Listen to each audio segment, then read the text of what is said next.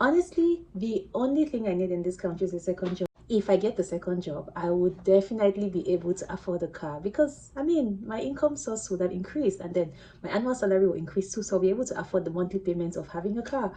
And I feel like I'll be able to travel at least 2 or 3 times in a year. Okay, let's put it on two because I still want to save regardless. So that's why I'm looking for a second job, at least to be able to help cover some of my expenses and afford a certain lifestyle. One tax season later. I can never do a second job ever. What's up, beautiful people? As you've seen from the intro, in today's video, we're talking about two job mistakes. So like the intro, most people always think that the moment you get a second job, everything will fall into place, life will be better for you. And then comes tax season, you file your taxes and CRA eventually sends you a letter letting you know that you owe them. And you're thinking, how did me working hard, working extra hours, make me to instead owe CRA as opposed to my friends, my colleagues who are receiving money from CRA? So in today's video, I'm here to break down everything and to explain to you why that's the case and to tell you some of the mistakes that people make when they have a second job to help you prevent those mistakes if you're thinking of getting a second job. And also, if you already made these mistakes and you're just getting to learn about them now, I also have a few tips that might help you correct the mistakes in the future. So let's break down how the calculation is done. So generally, once you have a job, once you are offered a job, what the employer does is that they send you tax documents. I think it's TD1. They send you the federal and the provincial one. On the very first question for the TD1, it asks you, it talks about the basic personal amount. It gives you the amount. It says you can claim this amount. And then there's a section by the side on the right side where you can put the amount that you're claiming. So generally, most people claim the basic personal amount for the federal and the provincial. And so when you do that, you send it to your employer. When the employer processes the taxes, they tax you based on that you have one employer. And then sometime down the line, you find another job, and then this employer sends you the same tax documents to fill. You fill it, he asks for basic personal amounts as well. You do the same thing. And this second employer, once they receive these documents, they know that, oh, this employee just has one employer. So let's say employer A pays you 50,000 and employer B pays you 30,000. So employer A knows this employee is just receiving 50,000, while employer B knows this employee is just receiving 30,000. That's in the front end. But in the back end, CRA knows that you're receiving 80,000 because they see everything that's happening.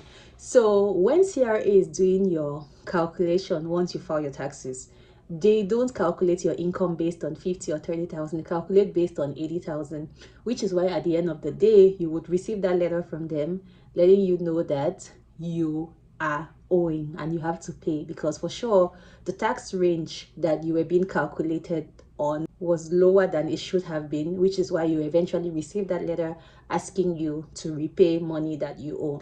So how do you work your way around this situation if you find yourself in this situation?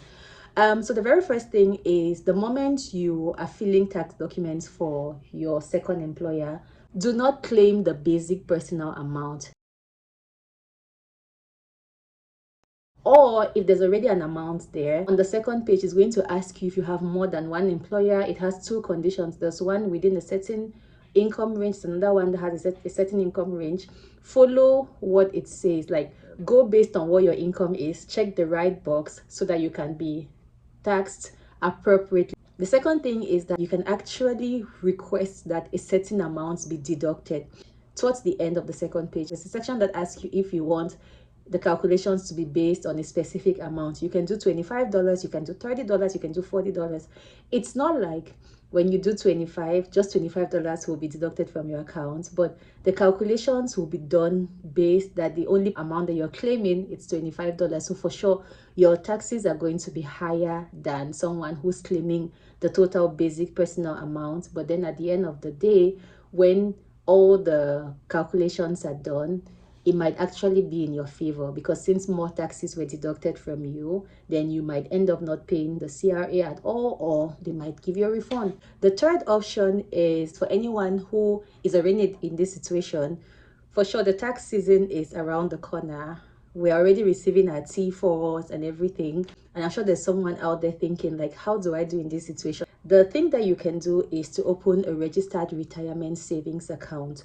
So we're all going to retire eventually if God gives us long life. So retirement is not a thing of the very far future now.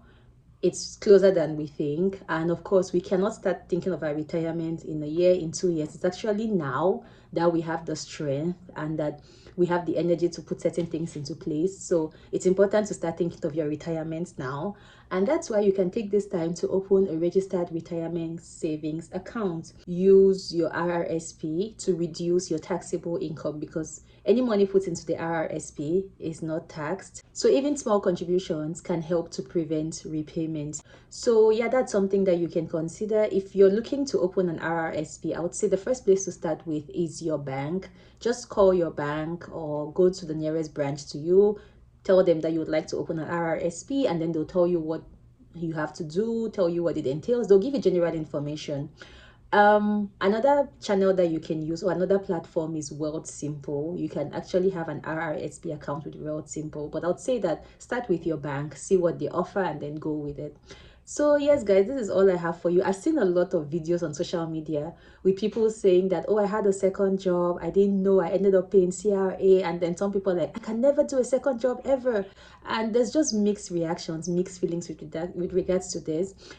It's not about doing a second job, it's just about knowing what to do if you eventually decide to get the second job, so that you don't get into financial issues or things that will take you a while to handle. So yes guys, if you found this video very helpful, please give me a thumbs up. In fact, let's discuss in the comment section. Tell me, have you ever experienced this? Did you get the second job and then you had to repay CRA? How much was it? How did it go? How did you go about the repayment plan? And also, if you're thinking of getting a second job and this just came in timely, let me know what's in the comment section. Are you still going to get a second job after hearing all of this, or you're like, nope, I'm not interested? For me, I've never really had a second job since I came to Canada. But now that I think about it, I should have had one, because at some point I was living close to the airport. So I see that there's loads and loads of jobs that you can actually do at the airport, which doesn't entail so much.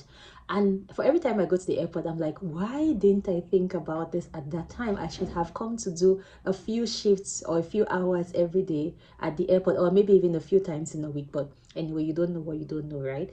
So yeah, that's it. Anyway guys, thank you so much for staying tuned with me. See you in my next video. Goodbye.